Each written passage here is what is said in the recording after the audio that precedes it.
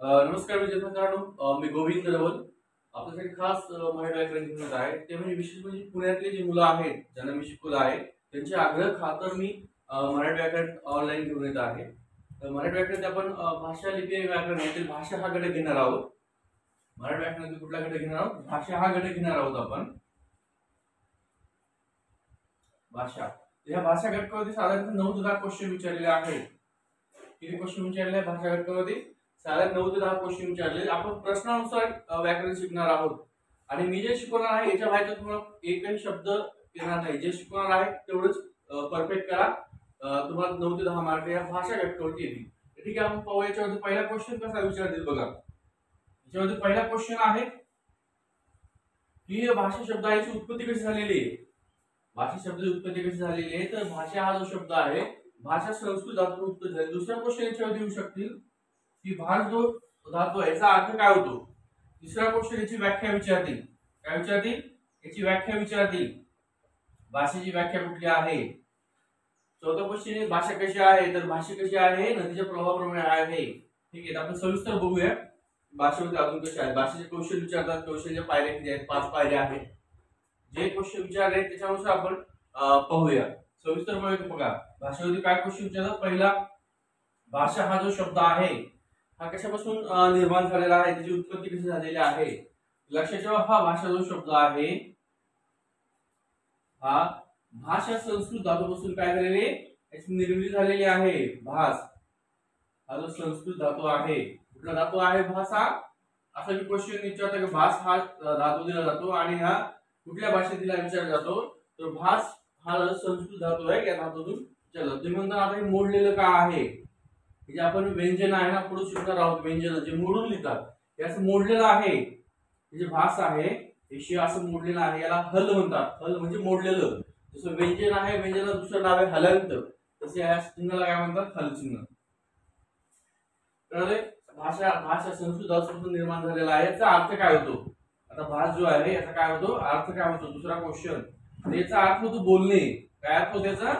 बोलणे किंवा बोलणे किंवा बोलण्याचा व्यवहार करणे.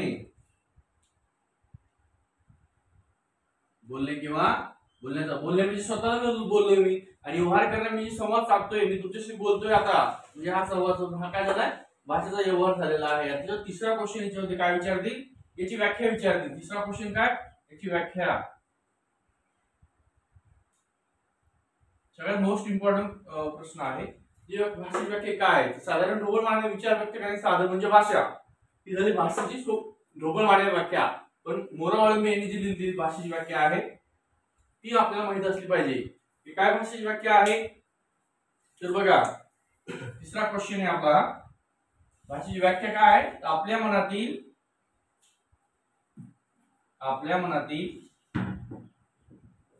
विचार, आपल्या मनातील विचार, भावना म्हणले की आनंदित होऊ नका. कल्पना मुळे अजून खूप आनंदित झालेला आहे. हे काय आहे, आपल्या मनातील विचार, भावना, कल्पना आणि अनुभव व्यक्त करण्याचे साधन म्हणजे काय आहे, भाषा आहे. ही भाषेची अधिकृत व्याख्या आहे. काय, आपल्या मनातील विचार, भावना, कल्पना आणि अनुभव व्यक्त करण्याचे साधन काय आहे, व्यक्त करण्याचे साधन आहे.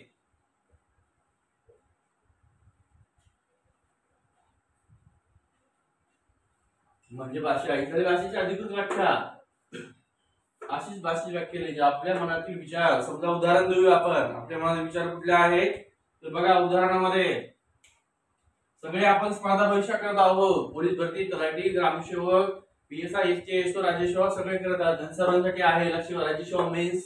जे मुलं आहेत जे सध्या पीएसआय, एसटी, मेन्स करत आहेत, जे पोलीस भरती करणार आहेत आणि जे तलाठी आहेत त्यांच्यासाठी आहे. लक्षात ठेवा, विचार म्हणजे काय. समजा तुम्ही रिडिंगला बसलेला आहात आणि तुमच्या मनातील काय विचार येत आहेत ते तुम्ही तुमच्या मित्राला सांगत आहात. ते काय तुमच्या मनातील विचार झालेले आहेत. भावना कुठल्या आहेत. तुम्ही रिडिंगला बसलेला आहात. उदाहरण आपण तेच घेतोय कारण आपण सर्व स्पर्धा परीक्षा करतोय. रिडिंगला अभ्यासिकेमध्ये तुम्ही बसलेला आहात आणि सहज तुम्हाला कोणतरी उठवलेलं आहे किंवा तुमचं सीट कॅन्सल झालेलं आहे, दुसऱ्या मुलाला ते सीट त्या अभ्यासिकेच्या मुलाने दिलेलं आहे आणि तुम्हाला सर्व मुलं देखत एखाद्या मुलाने किंवा मुलीने उठवलेलं आहे, तर ते तुमचा झालेला अपमान, तुम्हाला अपमानित झाल्यासारखं वाटलेलं आहे, ती तुमच्या मनात आलेली भावना आहे, तुम्हाला दुःख झालेलं आहे. या जागेवर जर तुम्ही तुमच्या अभ्यासिकेत बसलेला आहात आणि तुमचा मित्र सहज हळूच म्हणतो तुम्हाला आणि म्हणतो अरे तुझा रिझल्ट लागलेला आहे, तू पास झालेला आहे, पोलीस भरतीमध्ये, तलाठीमध्ये, PSI तू पास झाला, तो रिझल्ट आला, तू आनंदित जो झालेला आहे, तुमच्या मनात जो आनंद झालेला आहे, ते काय आहे, तुमची भावना आहे. कल्पना, कल्पना म्हणजे खुश होऊ नका, मुलीचं नाव नाही, काय कल्पना आहे, तुमच्या मनातील आलेली कल्पना. साधारण ती तुम्ही रिडिंग मध्ये बसलेला आहात, अभ्यासिकेत बसलेला अभ्यास करत आहात आणि सहज तुमच्या मनामध्ये कल्पना आलेली आहे, कल्पना करत आहात, तुम्ही भविष्याची कल्पना काय करत आहात की मी अभ्यास केलेला आहे, एक्झाम दिलेली आहे आणि पास झालेलो आहे. खूप सर्व मुलं जी माझे मित्र मैत्रिणी आहेत तुमचे, ते तुम्हाला काय करतात, अभिनंदन करतात, तुमच्या गावामध्ये तुमचा वाद सत्कार होत आहे, सर्वकडे तुमची चर्चा आहे. हे काय आहे, तुम्ही तुमच्या मनामध्ये केलेली काय आहे, कल्पना आहे आणि अनुभव काय आहे. जे लागलेला आहे मुलं त्यांचा चांगला अनुभव आहे, जे नाही लागले त्यांचा पण चांगला अनुभव आहे. पण साधारण स्पर्धा परीक्षा करताना तुम्हाला 1-2 वर्ष झालेले आहे, 3 वर्ष झालेले आहेत आणि तुम्ही कशामुळे लागले नाही हे तुम्हाला माहित आहे, तर तुम्ही काय अवलोकन करता आहात, हे तुमचे अनुभव आहे की मला हा विषय कमी पडलेला त्यामुळे मला कमी मार्क आलेले आहे. हे तुमचे काय झाले, विचार, भावना, कल्पना, अनुभव व्यक्त करण्याचे साधन म्हणजे काय आहे, भाषा. हे भाषेवरती काय झाले, 3 क्वेश्चन झालेले आहे. चौथा क्वेश्चन आहे तुमचा भाषेवरचा. कुठला चौथा क्वेश्चन, ही भाषा कशी आहे, तर लक्षात ठेवा, भाषा कशी, दर 12 क्वेश्चन दर 1 क्वेश्चन नुसार काय करते, भाषा ही 12 क्वेश्चन नुसार बदलते असे म्हणतात. भाषा कशी बदलते, दर 12 क्वेश्चन नुसार काय करते, भाषा बदलते असे म्हणतात. म्हणजे भाषा कशी आहे, तर नदीच्या प्रवाहाप्रमाणे भाषा आहे. कशी आहे भाषा, कशी आहे भाषा, तर भाषा ही नदीच्या प्रवाहाप्रमाणे आहे. क्वेश्चन तुमचा 4 नंबर, कशी आहे भाषा, नदीच्या प्रवाहाप्रमाणे आहे भाषा,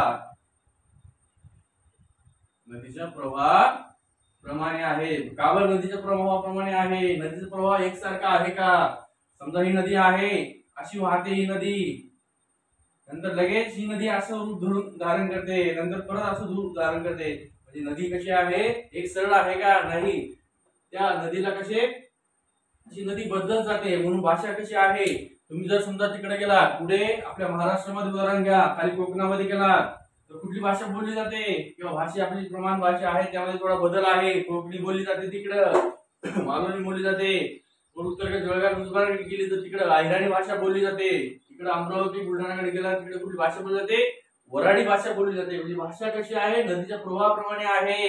आणि आपली जी मराठी भाषा आहे हीच आपण बघू, विदर्भात गेला तर टोनिंग वेगळी आहे, पश्चिम महाराष्ट्र गेला त्याची टोनिंग वेगळी आहे, कोकणात गेला त्याची टोनिंग वेगळी आहे बोलण्याची. कशी आहे भाषा, नदीच्या प्रवाहाप्रमाणे आहे, बदलत जाते ती. असं क्वेश्चन आहे. चौथा क्वेश्चन जे तुम्हाला, तर चौथा क्वेश्चन, भाषा कशी आहे, भाषा कशी आहे, नदीच्या प्रवाहाप्रमाणे आहे. जेव्हा त्याचा क्वेश्चन जातो, आपली जी मराठी भाषा आहे तर दिवस कुठला आहे, कसा देखील, तर 27 फेब्रुवारी हा जो दिवस आहे, कुठला फेब्रुवारी, 27 फेब्रुवारी हा जो दिवस आहे, 27 फेब्रुवारी आपण मराठी भाषा दिन म्हणून साजरा करतो. कुठला दिन हा, मराठी भाषा दिन. आणि कोणाचा जन्मदिवस आहे या दिवशी मराठी भाषा दिन म्हणून साजरा करतो आपण, मराठी भाषा दिन. कुसुमाग्रज यांचा जन्मदिवस, कोणाचा जन्मदिवस, कुसुमाग्रज यांचा जो जन्मदिवस आहे आपण तो काय करतो, मराठी भाषा दिन म्हणून साजरा केला जातो. कोणाचा जन्मदिवस आहे 27 फेब्रुवारी, तर वि.वा. शिरवाडकर.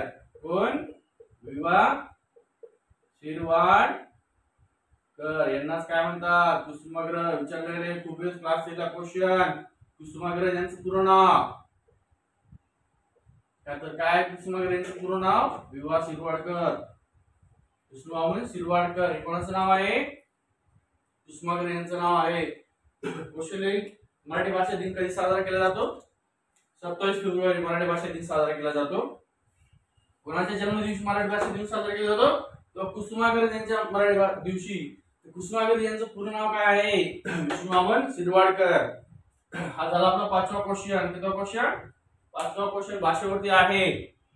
म्हणजे भाषा विकासाच्या पायऱ्या विचारतात. काय विचारतात? भाषा विकासाच्या पायऱ्या कोणत्या आहेत? क्वेश्चन विचारलेला आहे भाषा विकासाच्या पायऱ्या. भाषा कशी शिकली जाते? लहान मुलं आहे समजा, लहान मुलं काय करतात अगोदर? परिवारात जे बोलतात तुमच्या घरामध्ये ते ऐकतं. लहान मुलं काय करतं अगोदर? ऐकून घेते. काय करते अगोदर? हे मुलं ऐकतंय. ऐकल्यानंतर जे घरात बोलले जातं ते बोलण्याचा प्रयत्न करतं. काय करतं ते? बोलण्याचा प्रयत्न करतं हळूहळू. बोबडे बोबडे त्याचे बोल असतात. ते बोलताना प्रयत्न करतो. मग आपल्याला खूप छान वाटतं बोलायला लागलेले. ऐकते, ऐकलेलं बोलते. मग काय करते? मग काय करते? आपण नाही काय त्याला शिकवत लहान असताना हे अ आहे, हे अ लिही, हे क आहे, क लिही. मग काय करते ते? वाचण्याचा प्रयत्न करते का? ते लिहिण्याचा प्रयत्न करतं, वाचण्याचा प्रयत्न करतं. काय करतं अगोदर? वाचते. आपण शिकवतो त्याला हे अ आहे. काय आहे? हे अ आहे याला अ म्हणतात. हे आ आहे याला आ म्हणतात. हे ई आहे याला ई म्हणतात. मग ते तसं काय करतंय? वाचण्याचा प्रयत्न करतंय. मग ते गिरवते. तर आपण शिकवतो ना गिरवायचं लहान लेकराला, ते गिरवतंय. आणि मग काय करतंय? चौथ्या वेळेस ते ऐकले, बोलते, वाचते ते. आणि वाचतेलं म्हणून काय करते? स्वतः वाचून लिहिते. अ आ ई काय करते? ते लिहिते.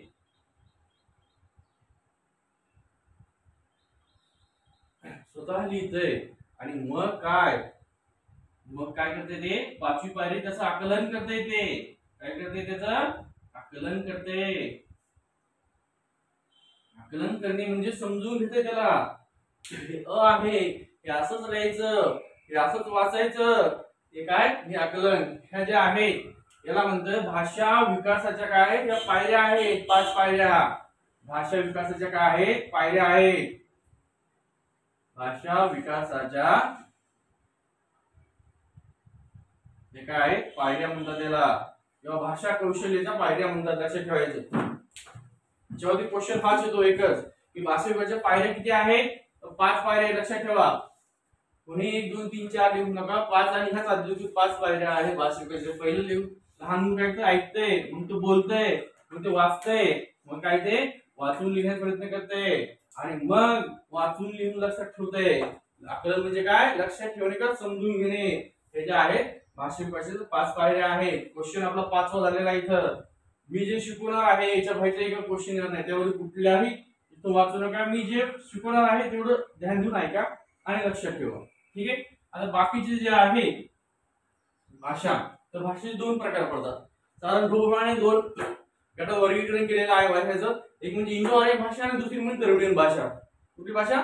एक म्हणजे इंडो आर्यन भाषा आणि दुसरी म्हणजे द्रविडियन भाषा. बघा भाषेचं 2 वर्गीकरण केलेलं आहे की इंडो आर्यन. तुम्हाला लक्षात असेल इंडो आणि आर्यन या 2 शब्दावरून तुम्हाला कळलं असेल की हे इंडो आणि आर्यन काहीतरी आहे. आणि दुसरी द्रविडियन भाषा. कुठली? द्रविडियन भाषा. एक इंडो आर्यन आणि दुसरी द्रविडियन भाषा. 2 भागामध्ये विभागलेली आहे इंडो आर्यन. इंडो आर्यन किंवा इंडो युरोपियन म्हणतात. काय म्हणतात? इंडो आर्यन किंवा इंडो युरोपियन. याच्यावरती क्वेश्चन कसे विचारलेला आहे?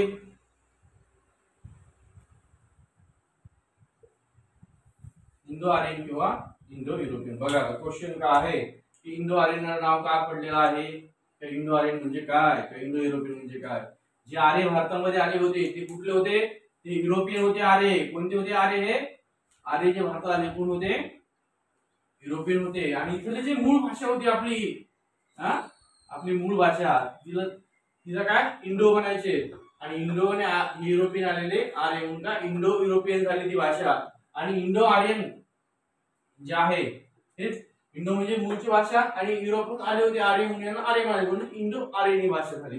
आणि या गटामध्ये येणाऱ्या भाषा किती टक्के भाषा आहेत? या गटामध्ये येणाऱ्या ज्या भाषा आहेत तर या 74% भाषा या गटामध्ये येतात. किती टक्के? असा क्वेश्चन तुम्हाला नाही विचारणार, पण तुम्हाला माहिती असेल म्हणून सांगतोय की इंडो आर्यन गटातील किती टक्के भाषा आहेत? 74% ज्या भाषा आहेत त्या कुठल्या आहेत? इंडो आर्यन गटातील आहेत. कोणत्या गटातील आहेत? Indo Aryan. आणि द्रविडियन गटातील ज्या भाषा आहेत त्या 24% भाषा आहेत. आता लक्ष ठेवा की इंडो आर्यन मध्ये 6 भाषा येतात. दुसरा क्वेश्चन, पुन्हा एक क्वेश्चन नवीन काय की इंडो आर्यन गटातील भाषा कोणत्या आहेत? बघा, इंडो आर्यन सर्वात जुनी भाषा म्हणजे संस्कृत. कुठली भाषा? संस्कृत. आणि मराठी भाषेचा विकास संस्कृत आणि प्राकृत पासून झालेला आहे. कशापासून झालेला आहे? राहून गेला मागचा. बघा, मराठी भाषेचा विकास कशापासून झाला आहे? संस्कृत आणि प्राकृत पासून काय झालेला आहे? मराठी भाषेचा विकास झालेला. असा जो क्वेश्चन आलेला की मराठी भाषेचा विकास कशात झालेला आहे, तर संस्कृत आणि प्राकृत पासून काय झालेला आहे? मराठी भाषेचा काय झालाय? विकास झालेला आहे. आणि मराठी भाषेची जननी काय, कुठली भाषा आहे मराठी भाषेची?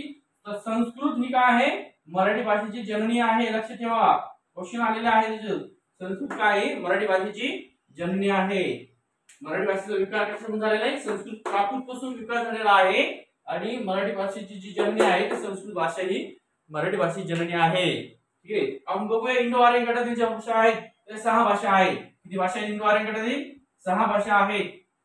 एक म्हणजे सर्वात जुनी भाषा जी म्हणजे संस्कृत. इंडो आर्यन मधली कुठली भाषा? संस्कृत. लक्षात ठेवायचं कसं याच्यामध्ये विचारलेलं आहे किती भाषा आहेत? 6 भाषा आहेत. पण हे लक्षात कसं ठेवायचं तर सर्वात जुनी जी भाषा आहे ती संस्कृत भाषा आहे. जेव्हा महाराष्ट्र आणि गुजरात राज्य जे आहे ते एकत्र होतं, मग गुजराती भाषेचं गुजराती वेगळं झालं आणि मराठी भाषेचं महाराष्ट्र वेगळं झालेलं. ही ज्या 2 भाषा आहेत लक्षात ठेवायचं गुजराती. त्यामुळं इंडो आर्यन गटातील नाही संस्कृत भाषा, दुसरी गुजराती भाषा. ही भाषा गुजराती आणि आपली मराठी तर आहे. त्याच्यानंतर पूर्वेकडे एकच राज्य आहे ज्याची भाषा देवनागरी लिपीतील आहे. कुठली? बंगाली. त्या इंडो आर्यन गटातील जी भाषा आहेत यांची लिपी कुठली आहे? तर देवनागरी लिपी आहे. त्याच्यानंतर हिंदी. उत्तर भारतातील साधारण सर्व राज्य काय करतात? कुठली भाषा करतात? तर हिंदी भाषा. लक्षात ठेवायचं, उत्तर भारतातील सर्व राज्य हिंदी भाषा. लक्षात ठेवायचं, एक ट्रिक सांगतो तुम्हाला मी. आणि साधारण जे मुलं आर्ट्स घेतात 11-12 त्यांची संस्कृत आणि पाली भाषा असते. कुठली भाषा? संस्कृत आणि पाली हा विषय घेतात ते. संस्कृत आणि पाली आणि आपली मराठी. कळलंय? ह्याच्यात 6 भाषा आहेत इंडो आर्यन गटातील. याच्यावरती वारंवार क्वेश्चन विचारतात. यांची लिपी कुठली आहे? यांची लिपी जी आहे तर देवनागरी लिपी आहे. ती देवनागरी आपण सगळं लिपी या घटकामध्ये पाहणार आहोत. सध्या आपला भाषा घटक चालू आहे. Indo Aryan. आता क्वेश्चन काय विचारलं? इंडो आर्यन गटातील भाषेची आहे यांची लिपी कुठली आहे? देवनागरी लिपी. हा एक क्वेश्चन विचारतात, देवनागरी लिपी. त्याच्यानंतर इंडो आर्यन गटातील भाषा किती आहेत? 6 भाषा आहेत. तर कुठल्या भाषा आहेत ते सांगायचं. 1 नंबर सांगितलं सर्वात जुनी गुजरात, सर्वात जुनी संस्कृत भाषा आपल्या शेजारचे जे राज्य आहे गुजराती. पूर्वेकडे एकच राज्य आहे बंगाली. उत्तर भारतातील सर्व राज्य कुठली भाषा बोलतात? हिंदी. आणि आपण 11वी-12वीला जे 800 मुलं असतात ते पाली विषय घेतात. लक्षात ठेवायचं, संस्कृत आणि पाली दोन्ही पाली आहे. आणि आपण जी भाषा बोलतोय लिहितोय जी महाराष्ट्राची अधिकृत भाषा प्रमाण भाषा आहे ती म्हणजे मराठी. असा हा भाषा लक्षात ठेवायचा. आता इकडे द्रविडीण मध्ये तुम्हाला क्वेश्चन काय विचारतील? द्रविडीण भाषेचं वैशिष्ट्य काय आहे आणि कुठल्या भाषा आहेत ते विचारतात. द्रविडीण भाषेचं वैशिष्ट्य काय आहे? द्रविडीण गटातील जेवढे भाषा आहेत त्या प्रत्येक म्हणजे 4 भाषाला काय आहे? अभिजात भाषेचा दर्जा मिळालेला आहे. लक्षात ठेवायचं. कुठला दर्जा मिळालेला आहे? अभिजात भाषा दर्जा मिळालेला आहे. तर सर्वात जुनी जी आहे कुठली आहे? तर तमिळ ही भाषा सर्वात जुनी आहे. क्वेश्चन पुन्हा विचारतील भारतातील सर्वात जुना भाषा कुठल्या आहे? तर 2 भाषा आहेत. एक म्हणजे संस्कृत, एक म्हणजे तमिळ. ह्या 2 भाषा कुठली? संस्कृत आणि तमिळ. स म्हणजे संस्कृत, त म्हणजे तमिळ. क्वेश्चन पुन्हा विचारतील. लक्षात ठेवायचं काय? भारतातील सर्वात जुन्या भाषा कुठल्या आहेत? तर कुठल्या आहेत? संस्कृत आणि तमिळ या सर्वात भारतातील जुन्या भाषा आहेत. बघा क्वेश्चन लिहून दाखवतोय. भारतातील सर्वात जुन्या भाषा कुठल्या आहेत? भारतातील सर्वात जुन्या भाषा कुठल्या आहेत? सर्वात जुन्या भाषा कुठल्या आहेत? तर आहे जुन्या भाषा कुठल्या? एक म्हणजे संस्कृत आणि तमिळ. संस्कृत आणि तमिळ ह्या काय आहे? भारतातील सर्वात जुन्या भाषा आहेत. कळले? हा. आता द्रविडीण भाषागटातील एक भाषा कुठली? तमिळ. हिला पण काय अभिजित भाषा दर्जा आहे. द्रविडीण गटातील सर्व भाषेला काय आहे? अभिजित भाषा दर्जा मिळालेला आहे. तमिळ, तेलुगू, तमिळ, तेलुगू, मल्याळम,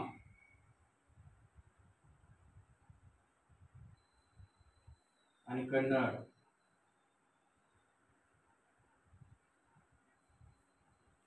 ह्या झाल्या 4 भाषा आणि यांचं वैशिष्ट्य काय आहे की ह्या 4ही भाषाला अभिजात भाषेचा दर्जा मिळाला आहे. कुठली भाषेचा? अभिजात भाषेचा दर्जा मिळाला आहे. लक्षात ठेवायचं, अभिजात. अभि म्हणजे अनंत काळापासून अभिजात भाषेचा काय मिळाला आहे? दर्जा मिळालेला आहे. आणि ज्या 2% भाषा राहिल्या त्या 74% भाषा आणि 24% 98% आणि 2% भाषा म्हटली एक उडिया भाषा आहे. कुठली भाषा आहे? उडिया. जी उडिया भाषा आहे ही 2% गटातली आहे. हिला पण काय झालंय? अभिजित भाषा दर्जा मिळाला आहे 2014 मध्ये. 2014 मध्ये काय मिळालं? अभिजित भाषा दर्जा मिळाला आहे. आणि क्वेश्चन विचारते त्याच्यावरती पण की इंडो आर्यन गटातील कुठली भाषा आहे जिला अभिजात भाषा दर्जा मिळालेला आहे? तर संस्कृत भाषा आहे इंडो आर्यन गटातील जिला काय झालेलं आहे? अभिजात भाषा दर्जा मिळालेला आहे. दुसरा क्वेश्चन विचारते की द्रविडियन किंवा कुठली अशी भाषा आहे की जिला सर्वात पहिल्यांदा अभिजात भाषा दर्जा मिळालेला आहे? तर तमिळ या भाषेला सर्वात पहिल्यांदा 2004 मध्ये अभिजात भाषा दर्जा मिळालेला आहे. संस्कृतला 2005 मध्ये अभिजात भाषा दर्जा मिळालेला आहे. लक्षात ठेवायचं. आणि सर्वात शेवटी कुठली भाषा आहे जिला अभिजात भाषा दर्जा मिळालेला आहे? तर ती आहे उडिया भाषा 2014 मध्ये. ठीक आहे. तर तुम्हाला एक अभिजात भाषेची शॉर्ट ट्रिक आहे ती सांगतोय आणि पुढे जाऊ आपण. ठीक आहे. बघा अभिजात भाषेचं जे शॉर्ट ट्रिक आहे, आता हे ज्या इंडो आर्यन गटातील भाषा त्यांची लिपी कुठली आहे?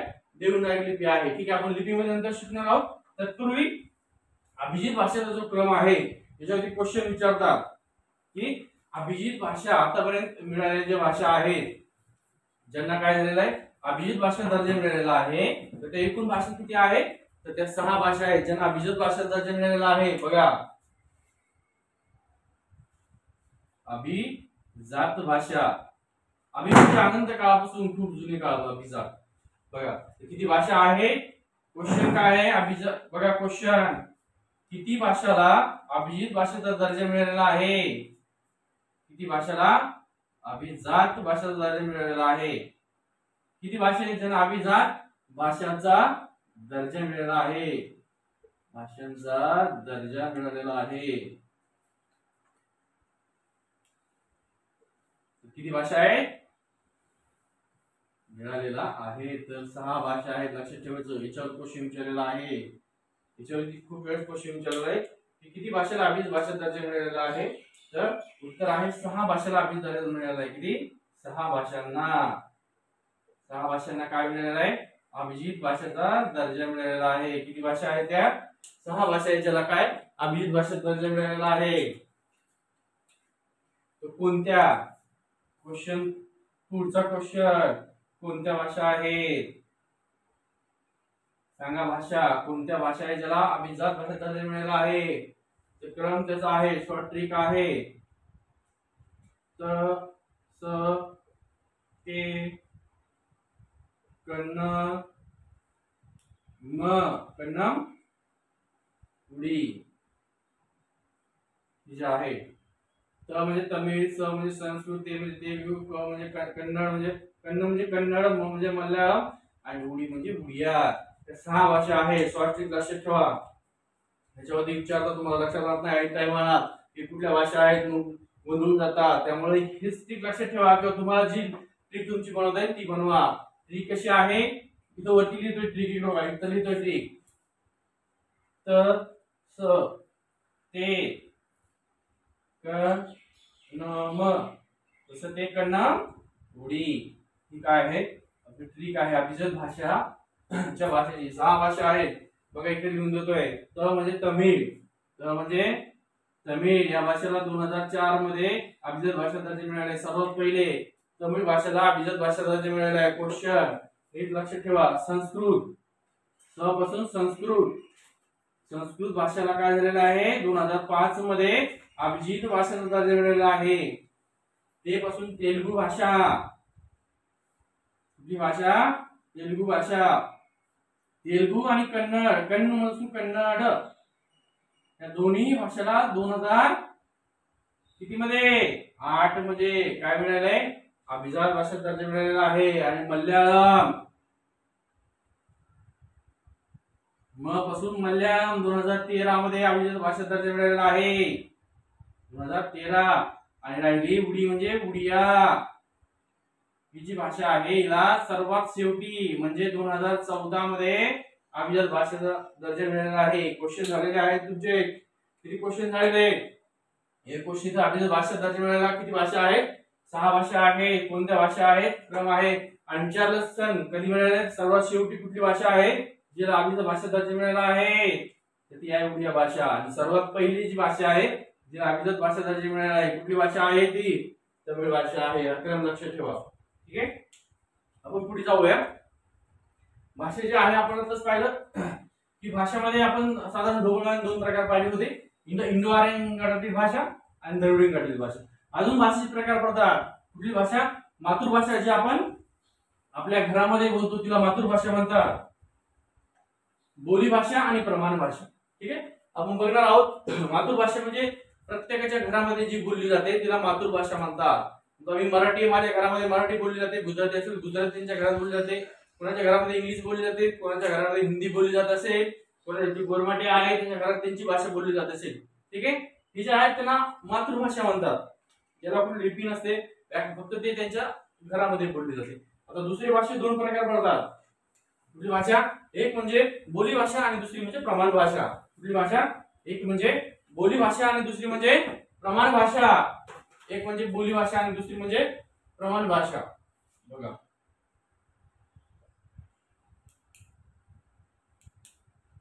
बोली भाषा आणि प्रमाण भाषा.